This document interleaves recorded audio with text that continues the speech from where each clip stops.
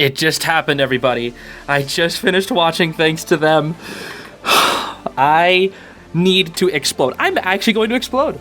I'm really going to explode. There is so much in this episode, and the ending...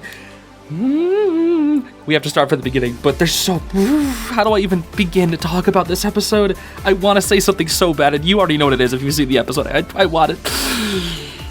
Let's start from the beginning. So we all know the first 6 minutes of Thanks to Them was leaked on YouTube, so I'm gonna kind of speed through this one. So basically, at the beginning, we get right back into the end of King's Tide, and Luce gets to reunite with her mother, which is a very sweet moment. Everybody starts helping out with chores around the house, which is really sweet. Hunter and Luce start panicking about their kept secrets, that of course Hunter being a Grimwalker and Luce helping Belos. They're both very scared to tell the group, but after some discussion, they say, we'll tell them when we're ready. So the group fills in Camila on what happens, and they start getting situated in their home. Gus and Hunter go downstairs, and the girls bunk in Luce's room. V is showing them around, which is really sweet. And Camila's checking in on each group, kind of freaking out about her new kids that she's got to look after. And then we see like this nice hallway with a bunch of memories of Luce, her being like a child. And Luce starts sort of rambling, saying that she's very sorry for leaving, and that she didn't really have much of a choice. But Camila hugs her, it's very sweet, and she says, "We can talk about it later, it's okay, I'm just glad you're home." And Luce says, "You're right, but they're not." And then we get the legendary montage. I'll kind of speed through this one too, it's absolutely amazing. So Luce and the gang enter in that shack where Luce first entered into the Boiling Isles, and they're looking for clues, and since they don't exactly find anything right out at the very bat, it starts going in deeper into the montage. There's a really nice little coming out scene with Luce telling her mom that she's bi, which is really sweet. We get the gang dressing up in different little outfits. We even have Hunter dressing up in this little Flapjack costume, which is just absolutely so cute. I love it.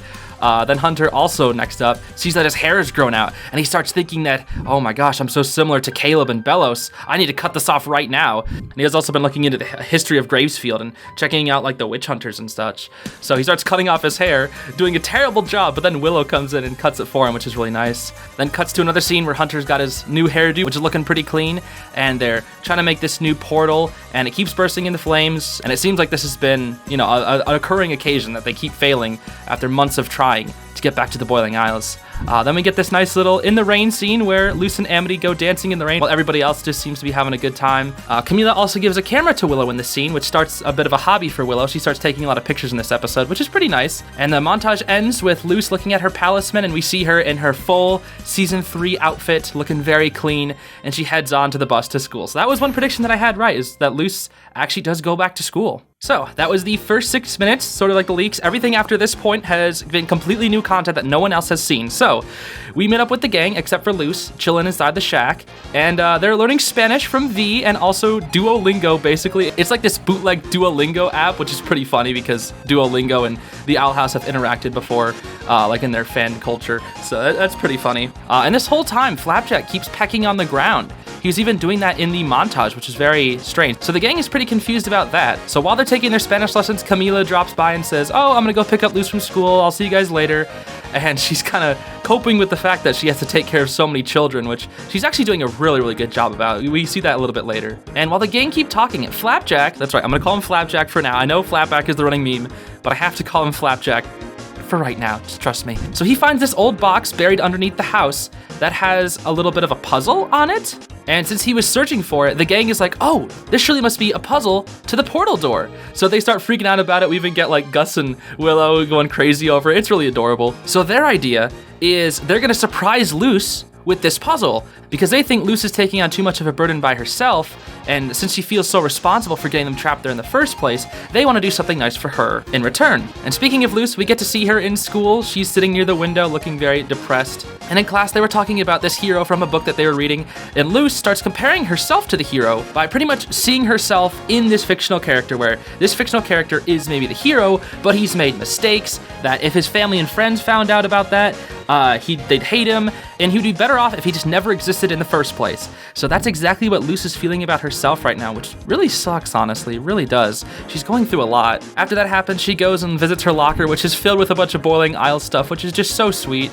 And a couple of other people from the school come up and start talking to her, recognizing that she's kind of like a fellow nerd or kind of picking up on her vibe. So they invite her to this haunted house sort of thing. Not really haunted house, but like this sort of Halloween town party sort of thing. So she decides that, hey, that might not be a bad idea. Why don't I go to that? So after that, Camila picks up Luz from school, and she starts discussing what everybody else's favorite foods are. Like, do they like drinking blood? Kind of like some stereotype with demons and such. And Luz is kind of like, Mom, come on now. You don't got to worry about that. Then they pass by this wreckage where we see this car being pulled over by a police officer, where it seemed like they crashed into a deer. But then the little child goes, Mommy, that wasn't a deer. That was something else. And the second I saw that, dude, I'll even play my reaction here. I was like, it's Belos. It's Belos. Like, it's obviously Belos. It's freaking Belos, dude. It was not a deer, it was Belos. Will my insurance cover this? But Mommy, it wasn't a deer. It was Belos. It was a monster. Oh. Did Belos eat that? But we see like this deer bones just left off to the side. And it's like, what the heck? Why is it just the bones of the deer? But we're gonna find out later. It's very interesting. Our next scene features Hunter, who is actually sewing, which is very, very cute. You know, Darius was always saying he's got to take sewing lessons, and Camila actually did teach him how to sew. And Hunter's no pro at stitching yet because he does actually like cut his finger a couple times, and then Gus puts like a little bandage over it, which is nice. So he gets that healed up, and they start having a nice little discussion. Hunter was sewing these wolves onto this shirt, which is pretty funny, and he's like getting into wolves. It feels very funny that Hunter likes wolves. He's even got this like really pure shot where he's just like, oh, I love these things called wolves. And then after that, they start having a bit of a deep talk where Gus asks Hunter what he did in the Emperor's Coven, and Hunter sort of responds saying the things that he did. He was mostly just training all the time, didn't really get to talk to the other scouts, but enjoyed going out on weekends since those are the mission days where he'd get out of the castle. And Gus asks, well, do you miss that? And Hunter says, I miss knowing who I'm supposed to be. And I was like, aw, no, dude, come on. You can't do that, dude. I really feel for him here, dude, I really do. So he eventually goes on to say, well, we gotta find a way back. We're gonna have to. And then Gus is like, oh, that reminds me of this book that I was reading, which I believe is like, I'm totally gonna get hate, but I think it's a Star Trek parody. I'm not actually 100% sure, but there's this character in there who's like a clone, and Hunter immediately relates to that character, so he starts getting attached to that as well. The next scene shows Luz sitting in her bed looking up at these little stars that she's put on top of her bunk bed, I guess, very much symbolizing the Collector. And she can't sleep, obviously, so she takes her Palisman egg and starts walking towards her mother's room. And then we get this really, really interesting scene with Camila, which shows a lot more about her character. So first off, she's kind of sitting in bed, writing down a bunch of notes about all the kids' favorite things and what they like and dislike. And it's so sweet because like she's doing her best to take care of these kids. And you can just see like there's so many things that she's keeping track of. And it's just like, my goodness, she's such a good mom. And it even goes further to show this because she starts dozing off and having dreams where we see a lot about Luz and her past. So it starts with Luz on the playground, and she shows everybody this garden snake skin, which she calls, oh, look, this snake shed its pajamas. Isn't that cute? And all the kids are freaking out over her. And Camila thought it was cute. She's like, aw, she called it pajamas. But we see that the other parents are like, oh, that kid is so unsanitary. Why would anyone want to hang out with her? They must have been raised by wolves. And Camila tries to retaliate. Before that happens, it like fades to a different memory where we see Luz in that play. That play from, I think, a cutaway gag or something. And Camila thought it was so adorable when Luz, did her little thing where she had her guts pouring out with like the meat. And of course, all the other parents are making fun of it again, while Camila just thinks it's her, exploring her own imagination. And then we get to this final memory where we see the principal meeting one-on-one with Camila, talking about Luz, how she's not very focused, her grades are inconsistent, she's misbehaving, and they think that that is a result of her dad, whose name is revealed to be Manny, I think, in this episode. They think Luz is acting out so that she can have attention, because that's her one way of coping, is to have attention. That's what the school is thinking. So they put all this pressure on Camila, and they even bring up that Camila was bullied in high school too. It's like, how did you know that? How on earth did they know that? I don't know how they knew that. But it's just like, oh my gosh, she must see herself in Luz, and that she wants to stand up for Luz because, I don't know, I guess maybe she was a nerd when she was younger, maybe she was bullied. So when she sees Luz do it, not only does she see part of herself in her, but she's also like, wow, this is my daughter. She's so creative and fun. And then she's getting pressured by the school to do this. So it's like she didn't even want to send Luz away to this reality check summer camp in the first place. It's because she was pressured into it by the school, thinking it might help Luz. And then in her dreams, she starts like drowning under all the pressure. And then once she wakes up, we see that Luz has come into her room with her egg. And she asks, why aren't you mad at me, Mom? And Camila responds by, beckoning Luz to come over, snuggle up. She says that, well, I was terrified, but I understand. I understand what it feels like to want to run away from everything. And I thought that was so good because we just saw that memory and how she can relate to Luz. And And I think that's just so sweet. So Camila goes on to say that everything's okay now that you're here. We don't have to worry about this anymore. And Lou starts pouring her heart out to her, saying, well, no, my friends are still trapped here. It's my fault. She goes on to talk about King and Ida, how she really wished she could have met them. And she's just so scared of all the mistakes she's making and all the constant failures that she's been going through. And Camila says it's not the mistakes that matter, but that you learn from them. And it's really, really sweet. So for comfort, she sleeps with her mom that night. She's like, hey, can I sleep here? And she's like, yes, of course. And it's like, that's so cute. That's so adorable. Luce really needed some time with her mom to just, have a nice little discussion. It's so sweet. So while they're snoozing, it does pan outside and we see a bunch of bones, a bunch of animal bones. And right in the very back of the scene, we see the Belos scoop possessing the bones and hopping away. Like, what the heck? Oh no. Belos. He's using the bones. He's using the bones of old animals. That's so weird. I was like, the second I saw that, I was like, what? So we get back to the next scene, which I can only assume is the next day. And it features the rest of the squad trying to find some clues as to what the little puzzle thing they found out about, what it leads to. So they're gonna try and go do that. Hunter puts on this little costume that is representative of the character from that book that Gus was talking about. He eventually read the book, which I don't even know if it's Star Trek. I don't know. It's some sci-fi book. And he's dressing up like one of the characters. And it's pretty funny because they all kind of make fun of him because they're like, Hunter, that looks stupid. Go put on something else that will actually be, decent to walk around in. And Willow's like, nah, it's fine. I think it looks funny. I don't know. There's some more nice moments between those two characters. So Hunter starts trying to take it off. And then we get this line. I'm actually gonna play the clip. Maybe you're right, Flap. Even if I'm not who I'm supposed to be, I like who I am right now. That is so good. It's almost like he knows he's a Grimwalker. He knows he's a clone. But right now, in this moment, he likes who he is right now, where he's happy to be around his friends, happy to be himself. And it's so cute. It's so cute. And he even called Flapjack Flap, which is such an adorable name, dude. Such an adorable name. Oh my gosh. But right after that nice little line with Hunter, Flapback takes a little closer look at something, and he immediately notices goo.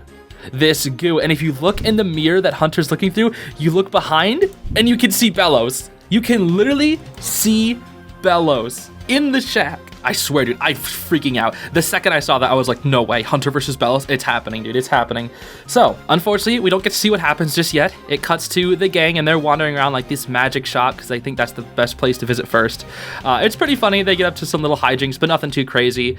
They pass by the statues of Phillip and Caleb, which is pretty funny, and they take a look at it like, that's interesting. They then go to the library looking for clues, not really finding anything, and there's this embarrassing moment where Amity tries to get like these little drawers or lockers to try and open up, and it's really funny where, because you know how in Hexside the lockers are like living beings kind of, where they like eat things with tongues or whatever, and they're just regular here. So she gets embarrassed after finding out what it's all about, throws her candy on the ground, and then runs away, trips on the candy, just falls completely over. It's like a really stupid, silly moment. So they then head into the zoo, and they again look at the giraffe, and they see that the giraffe, after Willow takes a picture of it, completely just like morphs into this disgusting creature.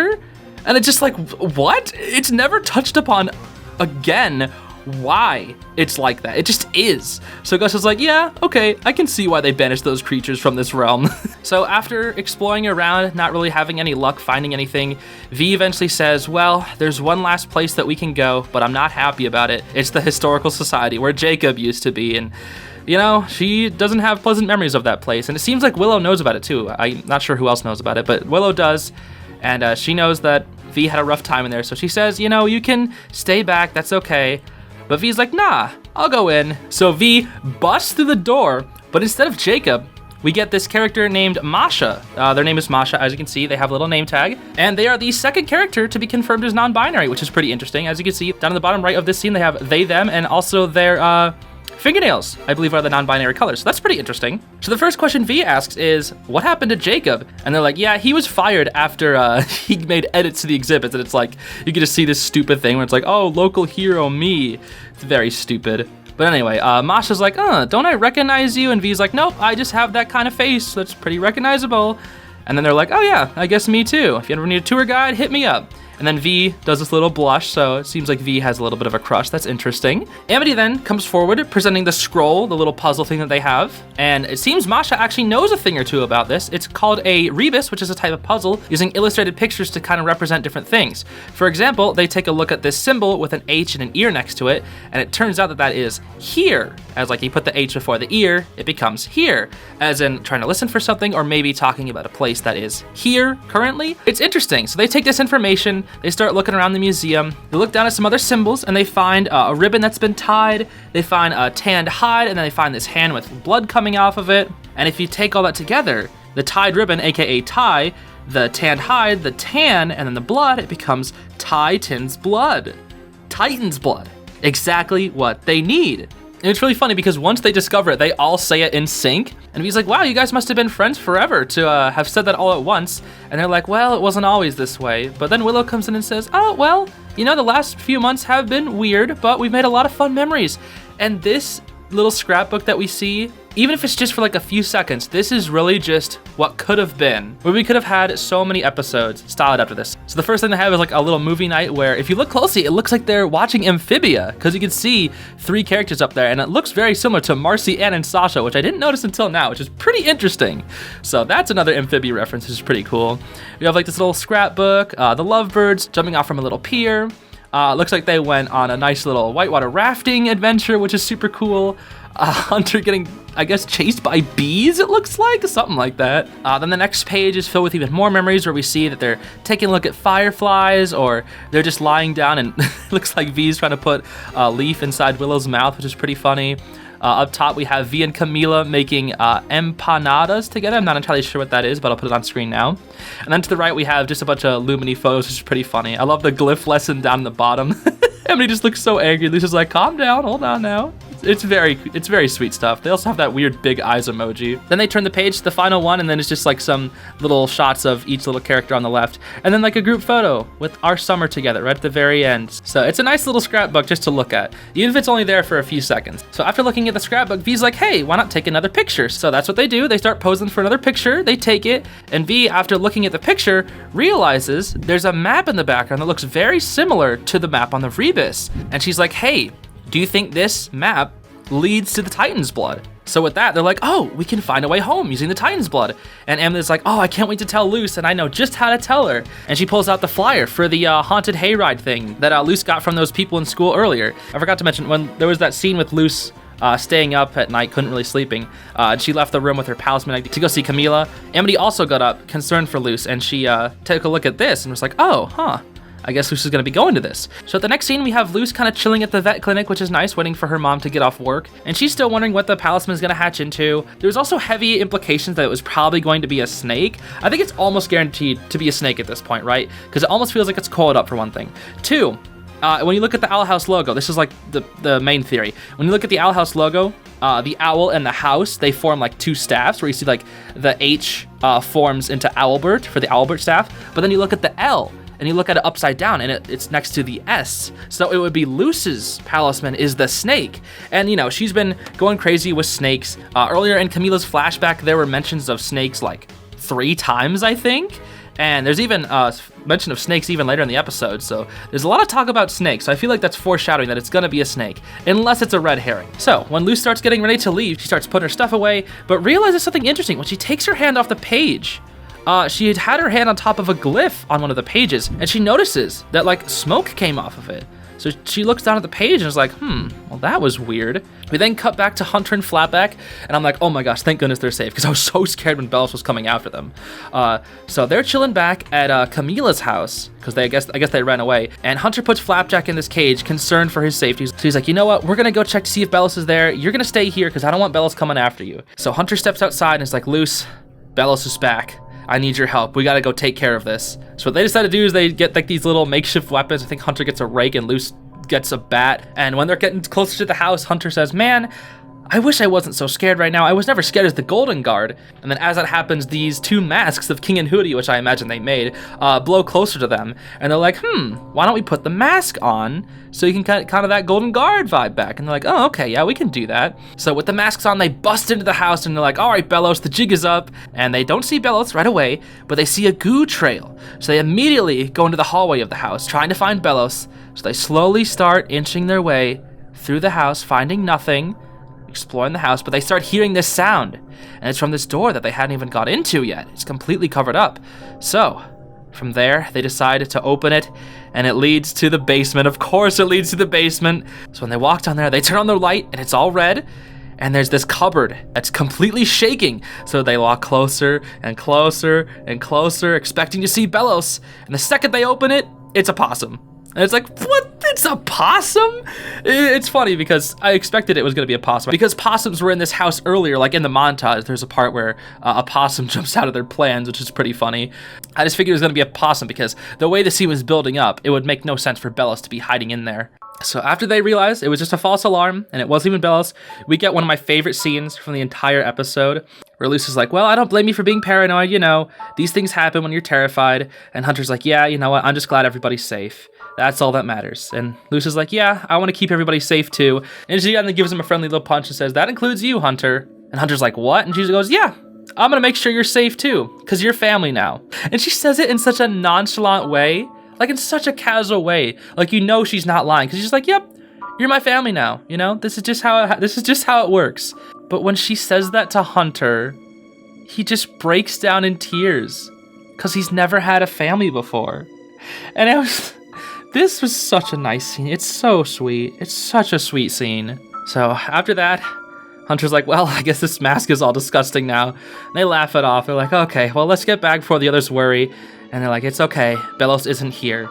But as they say that, there's this menacing music, and we see this interesting shadow coming from Hunter. Very interesting. Some foreshadowing. So they get back to the house, meet up with the rest of the group, and their excuse is that they were looking for cars or something. I don't even know. I wasn't paying attention. So they get closer and look at the group, and then there's also this one frame where I can't get it out of my head, but Lou just looks like Sans. Like, why does she look like this? She looks like Sans. It's weird. But anyways, for Halloween, Gus seems to have dressed up as the leader from that book that they were talking about, that sci-fi book. And Hunter's like, oh, yes, we can be a pair together. And Camila then is like, wait, huh? How do you guys know about that? What happened? And they're like, oh, we found this stuff in the basement. Because there was like this entire door when Gus and Hunter were talking in the basement earlier, and Gus was talking about the book. He opened up this door and found like an entire room full of like merch and just stuff from this series. And I think it's kind of like shows Camila's nerd side once again, that she was also a nerd when she was younger. And I thought that was so funny, where it's just like, this is reinforcing like, oh, she was like a Star Trek nerd or something. It's pretty funny. Then we also get to see that the rest of the gang are trying to pick out their costumes, and Amity decides, hey, why don't we go as Lazura and Hecate, because they're watching this Lazura movie on TV. There's also a Nintendo Switch, which is cool, but no PlayStation 5. There is a PS4, I think. So they have a PS4, but no PlayStation 5. So Hunter, I'm sorry, there's no PlayStation 5 for you. Hunter's PS5 is still not yet found. He's only got the PS4. But anyways, again, Amity brings up the idea that I can be the Hecate to your Azura. And Lucy's like, oh yeah, that sounds like fun. I'm on board. She also looks very depressed when she's saying it also. I know, her happiness is just like, only has its limits, I guess. But while that's happening, the movie continues playing. And there's this character that Azura's going up against called Lucy. And she calls her villainous Lucy. How could you betray your friends like this? And it just immediately resonates with Luce, because obviously Lucy, but that's a bit too on the money. And Azura goes on to say, you betrayed your friends. We'll never forgive you, never. And this just reinforces Luce not wanting to bring up the fact that she helped Belos. And then it cuts to a scene later at night where she's looking up once again at the stars, very much resembling the Collector. And once again, she can't sleep, so she goes to her laptop and starts recording a video diary. You can also see her background, which is pretty funny. We can see on her laptop all of her different things, like all the games she plays, like Hollow Knight, for example, and like a bunch of other stuff. She's got fan fictions. Down in the bottom right, she has her own art that she drew of herself and Amity looking at the stars. And her @ is Friend of Owls and Titans, which is really cute. Just a nice little thing to check out in the background. And then she starts sort of opening her heart into this video diary, where she says, all I ever wanted to do was be good at something, and to be around other people who also liked that thing. When I finally enter the demon realm, I felt that this was my something. I could be a witch. I won't be that loser in the principal's office anymore. And recalling her mother's words from early in the episode, she says that people have to learn from their mistakes. And then she says this. So, I know what I have to do now. And we don't exactly get to find out just yet what she says, but we now see that today is Halloween. There's the festival going on. Everything is very Halloween and spooky themed. You love to see it. The next scene shows them getting out of the car and everybody's dressed up in their costumes and everybody honestly looks great. We have Hunter and Gus going as these sci-fi people. Willow seems to be going as some little vampire bat thing. And then Luce and Amity did indeed dress up as Azura and Hecate, which is pretty cool. So while Luce is over talking to Camila, the rest of the gang are like, okay, so tonight's the night. Today's where the plan's gonna happen. When we find the right time, we're gonna surprise Luce and tell her about the Titan blood. And they're all like, okay, yeah, that sounds like a good idea. As that's happening, Hunter hears Belos' laughter coming from the woods and he's like, I don't like the sound of that. What do you think, Flapjack? And then we get this scene. I'll play it for you now. Hey, it's okay. It's probably just in my head again. Nestle down, Flapjack. And I'll tell you, the second I saw this dude, I freaked out. I was like, no, Belos is going after Hunter next. I was freaking out, dude, I really was. So Hunter, of course, tries to act like everything's natural. And then Amity's like, hey, Luce, today's gonna be a really fun day. We even have a surprise for you at the end of this. Luce is like, yeah, I have one too. So they continue on walking through the festival. And then they go to this mock witch trial, where we see like the historical moments of Gravesfield where people were condemning witches. And Gus kind of crashes the party where he's like, this person's not evil. It turns out the person who is prosecuting them is evil. And then he uses an illusion spell where he makes the person who was prosecuting them have had like goat legs or whatever. It was weird. So he runs off, and then for some reason, Jacob comes to the crowd, comes on stage, and rips Gus's costume off, and says that, oh, look, that guy isn't the evil villain. It's these children. These children are witches or demons from a different realm. Look at their ears. So it's like, oh my gosh, this guy's been stalking these children. But luckily, thank goodness, the police take care of him, which is pretty funny. So after that's taken care of, they start getting onto this hayride, which is like, you know, the whole point of the thing. And they meet up with Masha once again, which is pretty interesting. And they're like, all right, I hope you are ready for this very scary night. And Willow and Gus are like, make us cry, make us cry. They're ready for it. And then there's this gag, which is so funny. Because there's nothing scarier than knowledge. Boo! Just lie to me! I don't know why that makes me laugh so hard. Boo, just lie to me. I don't know why I find this so funny. I just love that little gag. It could also be because Gus is an illusionist. He likes, you know, doing the lies and stuff. Anyway, so they go on this hayride. And then Masha starts discussing Caleb and Phillip. And I was like, yo, we actually get some of their past? And the way they're doing this is so cool because it makes sense. They're talking about their town's history, but their town's history involves Caleb and Phillip. And it kind of tells us, honestly, what we already know. I think the way that they did it is so cool. So they discuss how Phillip and Caleb were witch hunters and that they met a witch from another world named Evelyn, which is most certainly what a lot of people are thinking is one of Ida's ancestors, which is pretty interesting to say, because if that's the case, and Caleb had a child with Evelyn, which does seem to be happening, that means Phillip is related to Ida, which is so weird. And then like, since Hunter is a clone of Caleb, that also makes him theoretically related to Ida, which is really interesting, honestly, very interesting. People also theorize it's because of the shape of Ida's dad's nose and how it was similar to like Hunter's and Phillip's. Very interesting stuff. But anyway, the play continues and we kind of learn what we learned about with Hollow Mind, where Caleb was very attracted to this witch and Phillip was trying to hunt down the witch and kill her. But instead, we all know that Phillip eventually killed Caleb. That's how the story ends, and Masha makes a big joke about how it's like, oh, well, you know what happened? The big brother got a hot witch girlfriend, and the younger brother got upset, and that's just me. It's pretty funny little joke, because that's kind of what happened, but it's much deeper than that. So when they get off this hayride, Hunter steps off, and he hears Belos laughing again. This time, he looks out into the woods, and he sees his silhouette.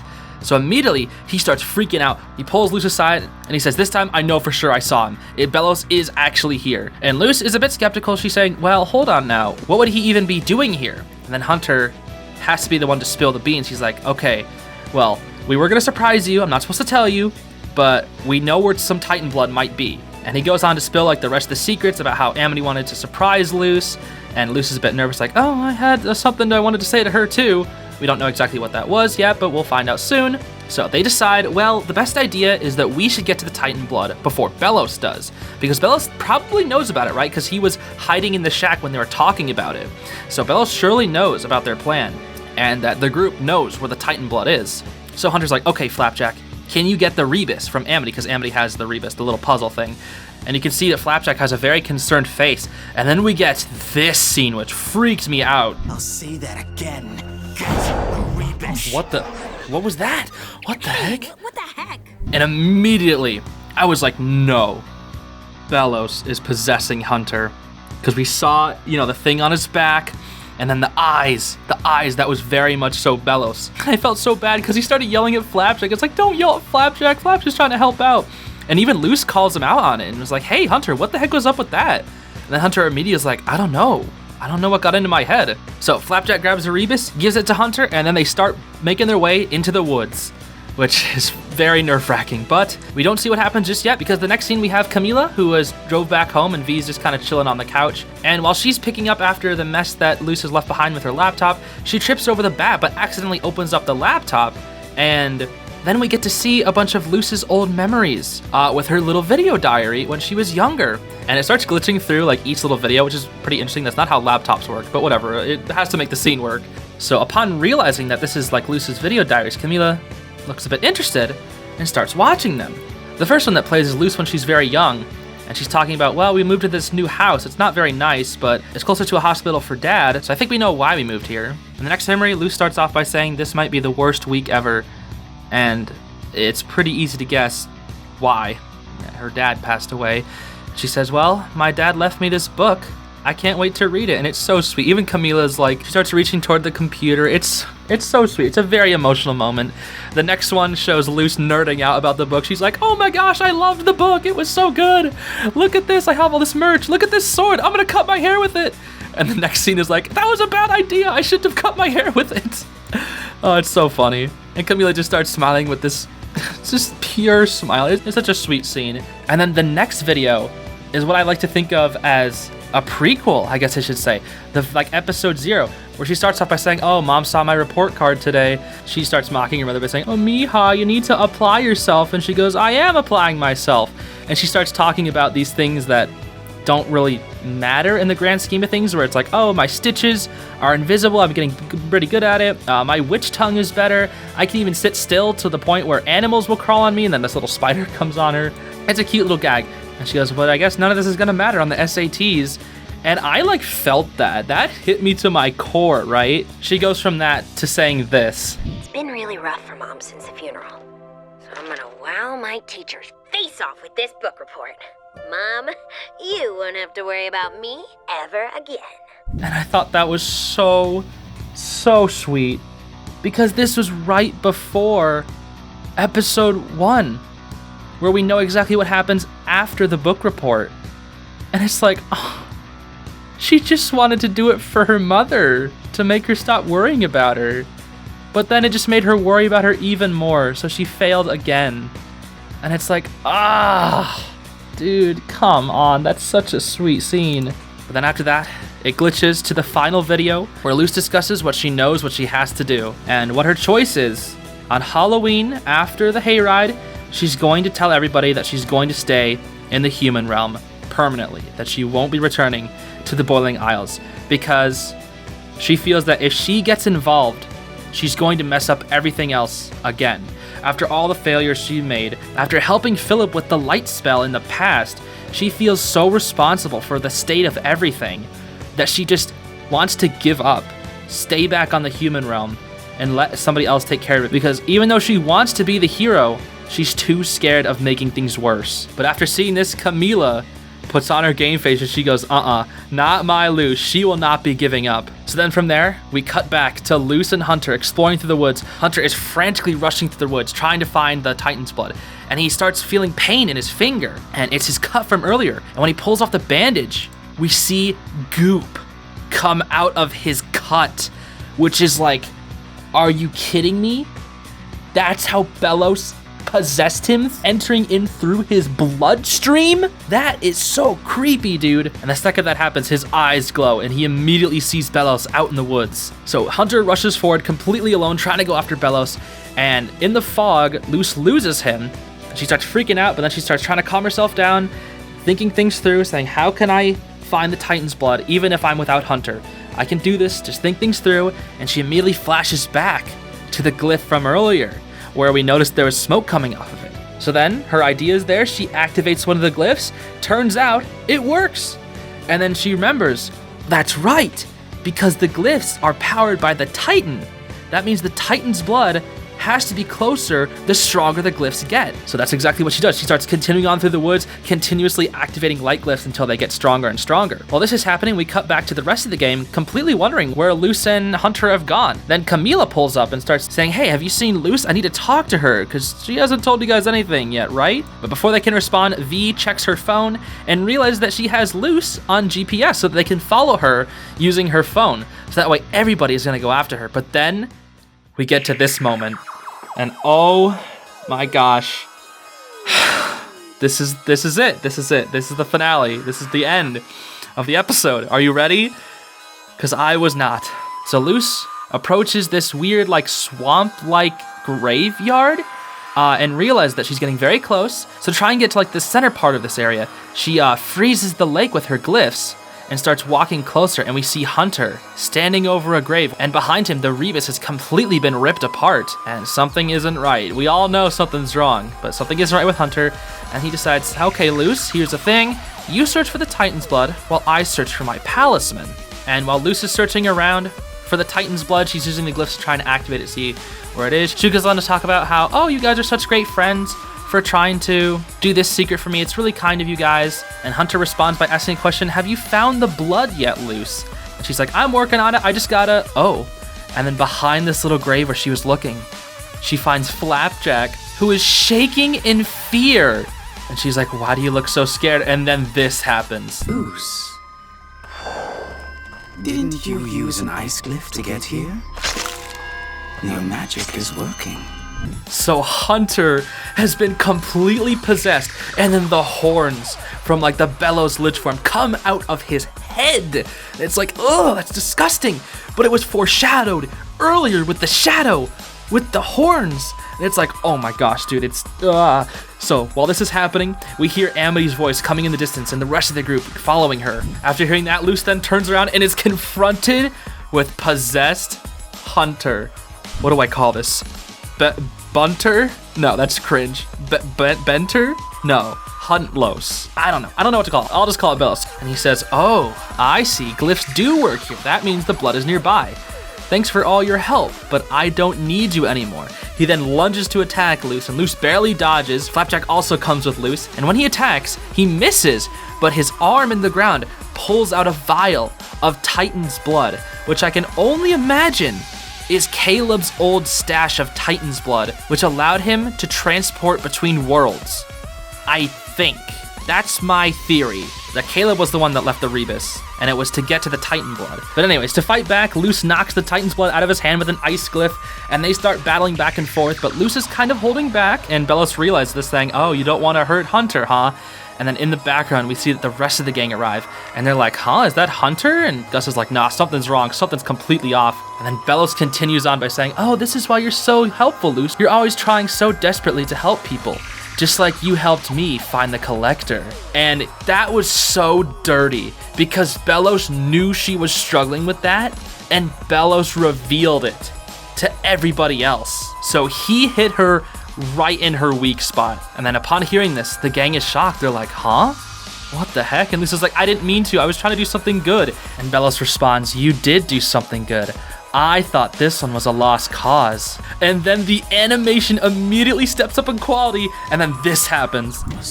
Because of you. No, the animation got good. As witch hunters, starting with that. So the entire gang starts fighting this possessed Hunter Belos, which is honestly one of the sickest things I've ever seen. And I can already tell you, the fan art of Hunter being this, like, super edgy, I can already tell you, it's gonna be everywhere. This Hunter fan art is gonna go insane.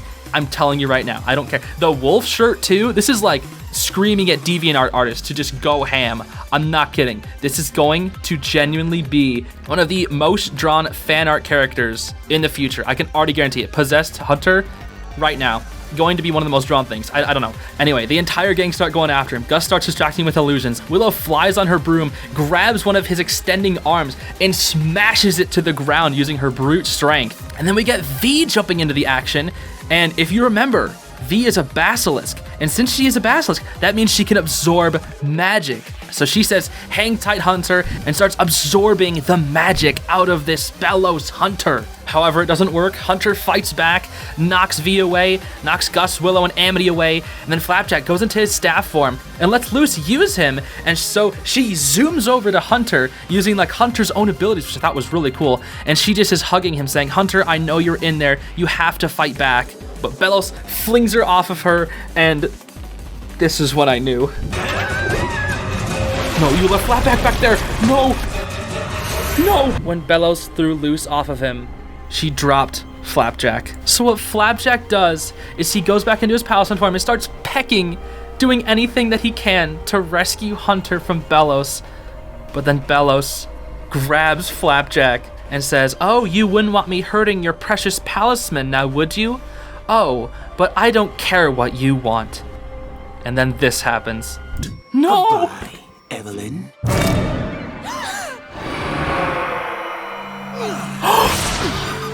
Flapjack! So he said, first off, goodbye, Evelyn, which I thought was really interesting. Now, I do have some theories for what this might mean, because back in King's Tide, when Belos first saw Flapjack, he said, Caleb? But then here he says, goodbye, Evelyn, and stabs Flapjack. Luckily, Flapjack flew away, so he's still alive. Suffering, but he's still alive. But since he said goodbye, Evelyn, I'm wondering if this Evelyn person, who again is most likely a relative of Ida, and if that's the case, we know that Ida's family makes Palisman, right? I'm wondering if Evelyn carved Flapjack. It's either that or Evelyn is Flapjack and she turned into a Palisman. I doubt that one. I very much doubt that one. But what I think is that Evelyn, Ida's ancestor, carved Flapjack for Caleb, and when Belos tries to kill Flapjack, he says goodbye, Evelyn, saying that her influence is now gone. Because I guess the only thing left of Evelyn's influence was in Flapjack, taking care of Hunter, which he would have done for Caleb. And I think that's so interesting. But anyways, Flapjack flies over to Luce. Luce is holding Flapjack in her arms and notices that Flapjack is very weak and is oozing the little magic inside of him. And we see that Hunter starts fighting back inside against Belos. That's how Flapjack was even released in the first place. Hunter started fighting back. He starts punching himself in the face. And then Hunter starts giving this speech since now he's back in control. He's stepping toward the water and he starts saying to Belos, I want to quit the Emperor's Coven. I don't ever want to step back in that throne room again. I want to learn how to study wild magic. I want to learn how to carve Palisman. I want to attend Hexed as a regular student. And I want to play Flyer Derby with my friends. And I want to make sure you never hurt anyone ever again. And when he says that, he throws the Titan blood into the water. But the second he does that, Belos regains control and dives deep down to the water to swim after the Titan's blood, but then starts drowning. Camila comes in to save the day. She jumps down in there and rescues Hunter, and she brings him back up onto land. And the second that happens, Belos immediately leaves Hunter's body, and then this happens. There he is.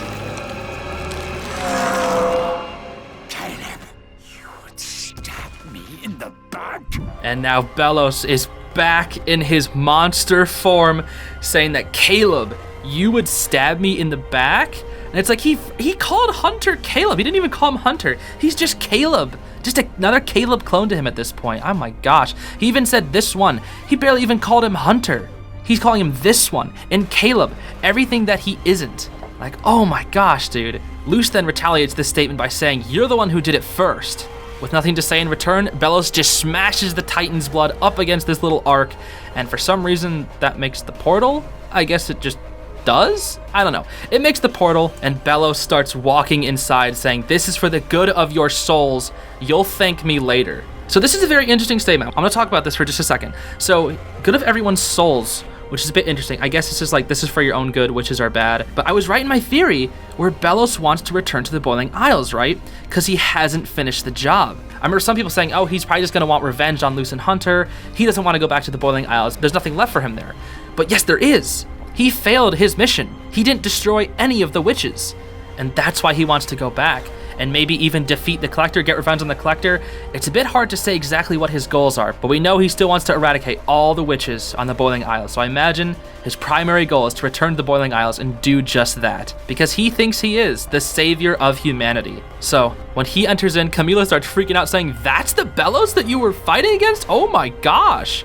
Because she never really had a concept of what they were up against, but now that she knows, she's kind of freaking out. And Willow's like, "Hold on now, guys, Hunter isn't moving, something's wrong," and everyone just kind of starts panicking. Everyone's in a frenzy. There's so much happening right now. Camila says, "Call a hospital," and Willow's like, "Will they know about possession?" And then Luce adds, "Or Grimwalkers," so Luce accidentally just dropped the whole Grimwalker thing, and then Willow's like, "Huh? Grimwalker? What the heck?" But while this is happening, while everyone's freaking out, Flapjack leaves Luce's pocket and sits down on Hunter, gives him one last little snuggle, and lets his magic seep into his body.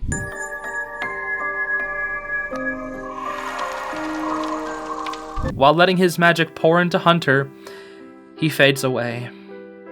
And I was like, no, dude. I was so sad. I posted on twitter.com like just minutes before this aired. I was like, please let Flapjack live. And it didn't happen. I knew he was gonna die. I knew he was gonna die. The death flags were right there. They were there before the episode even came out. But he sacrificed himself for Hunter. I think that's so sweet. It's so interesting to think about because Hunter, a clone of Caleb, also absorbed a Palisman. So it's like Hunter did not want Belos to absorb Flapjack. But it almost feels ironic that in the end, Hunter ended up absorbing him himself. And we can even see after Belos' possession that Hunter has a lot more scars. It's crazy. So when Flapjack finally disappears and his magic enters Hunter's body, he wakes up and he's like, "Hey guys," and asks, "Is everyone else okay?" And then this happens. Actually, Flapjack, Don't. I already know. So Camila starts trying to comfort Hunter, saying, "Sit up slowly, we're trying to take care of him." And Lou starts walking away. She starts walking toward the portal. And Amity asks her, "Hey, that thing that Belos said, that was a lie, right?" And she goes, "No, it was the truth." And she tells everybody the truth about how she helped Belos in the past. And how she didn't mean to, but she was the one who's responsible for the Day of Unity. And that she set this all in motion. And then Amity asks, "Well, why'd you keep this from us?" And she says, "I was scared. I was afraid you would all hate me. So I've made a decision. I think it would be in everybody's best interest if I took your mama to the demon realm." Yo! Pretty awesome. Camila's gonna come with them into the demon realm. Luce is like, "What?" And then Amity's like, "I could never hate you, Luce. I'm just glad that you're still here. You even still stood up for us." And Camila's like, "You know what? Now that we know what we're up against, it's our duty to put an end to it and get your friends back home." Hunter also comes in with tons of new scars, by the way, all over his body. And he says, "You were tricked. That's what Belos does. But if it were anyone else, then we'd have no one left to fight back." Which basically means that it needed to be Luce, because anyone else who was in Luce's position would have given up. And I guess she was trying to give up too, but now she has her friends here to support her. And Hunter is basically saying that she's strong, that she's able to persevere through that and still help at the end of the day. And then he continues by saying this. Please, for Flapjack? For Flapjack. For Flapjack. For Flapjack. If you made it this far in the video, first off, thank you so much. I know this is a very long video. I want you all to say in the comments, "For Flapjack." Please. Please say "For Flapjack." We need to get "For Flapjack" trending on twitter.com. I'm sorry, I know it's spoilers, but for Flapjack. So when that happens, the portal starts fading. They start noticing that it's time to go in. Hunter is the first one to start heading in, and he just hesitates before he enters, sniffles, and says, "It's time to go home, Flap." It's so cute. He calls him by that nickname, and it's because Flapjack is still sort of there inside of him. You know? He's still technically there. His magic, I guess. He's living on through Hunter. So everybody else starts heading toward the portal. Gus and Willow say goodbye to the human realm. Before entering, Amity gives a quick little speech and says that, "I know the future is scary and we don't know what comes next, but I want you to be in it. So no more hiding, okay?" And Luce is like, "All right, I got you. I understand. I'll see you on the other side." which is Amphibia reference, kind of, not really. So Amity then gives her a quick little smooch on the cheek and then heads through the portal. V then comes up to Camila and gives her the bat. So thank goodness Camila's gonna still have the bat, which is awesome. And she says, well, I'm not quite ready to head into the demon realm, so I'm gonna stay behind. But somebody also needs to stay behind because where would you be? So she can transform into Camila or Luce or anyone who's needed. So she's kind of the perfect fit for somebody to stay behind. So after that, Camila heads up toward the portal with Luce. And she goes, are you sure about this? We have no idea what we're gonna see on the other side. And Camila goes, well, we better be prepared, and points to Luce's Lazura hat, which is like, ah, dude, that's so good.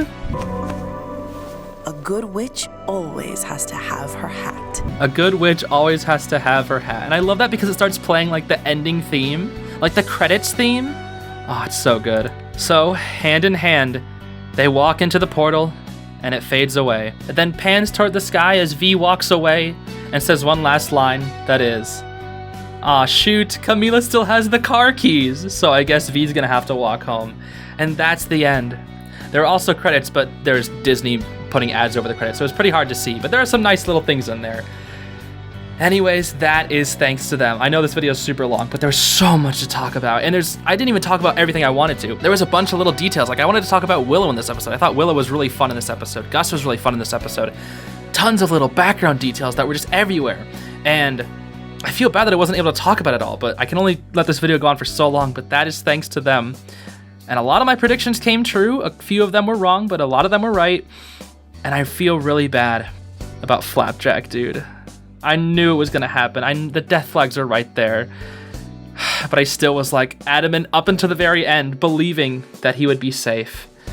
But he wasn't. Poor Flapjack. Please, I'm begging you, in the comments, put for Flapjack. That's all I want to see. That's literally all I need from you. Just say for Flapjack. And also, if you could, let me know what your thoughts are about this episode. I'll probably have a follow-up video on this because there was just so much to talk about. I'll have more theories. We didn't even get to see the Boiling Isles. We don't even know what it's like. We don't know if my tree theory is true. We'll have to see in the next episode coming next year. But for now, this was an amazing, amazing episode. And I can't wait to see what everybody's thinking because this was just so good. Gosh, it was such a good episode. So amazing. I'm gonna end it there. I do have a lot more to talk about, but I feel like it's best for another video. I just wanted to get the entire review of the episode out. I absolutely loved it. Loved the foreshadowing of the episode. Loved the way it was paced. Loved the background details. Loved the character interactions. Loved Belos' return. They did that so well. They hyped it up amazingly, and then the confrontation at the end was absolutely amazing. All these plot points coming together. It was just, amazing. Definitely like one of the best episodes of the Owl House, hands down. Like, I always think Hollow Mind is the best episode. This was also like a Hollow Mind tier of good. I mean, it does have a lot more time to work with as well, so maybe that's also it. Anyway, I'm gonna leave it there. Thanks so much for watching. Please let me know what you think, because I need to talk about this with people right now. I'm going insane, dude. All right, that'll be it for me. Thank you so much for watching. Hope you have a great day, and I'll see you all later, everybody. Bye-bye. For Flapjack.